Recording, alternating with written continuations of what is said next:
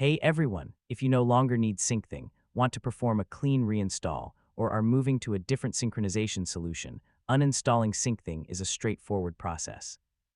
In this video, I'll show you how to uninstall Syncthing from start to finish in 2026. First, before removing Syncthing, decide whether you want to keep your configuration and synchronize data.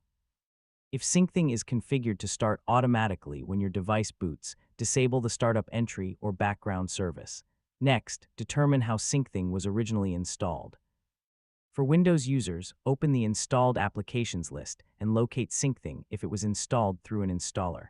Follow the standard uninstall process to remove the application.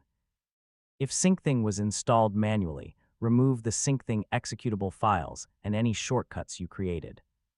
For macOS users, remove Syncthing using the same installation method originally used, such as deleting the application or uninstalling it through a package manager.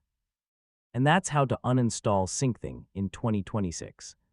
Whether you're performing a clean reinstall, troubleshooting issues, or moving to another platform, following these steps will help ensure a smooth and organized removal process.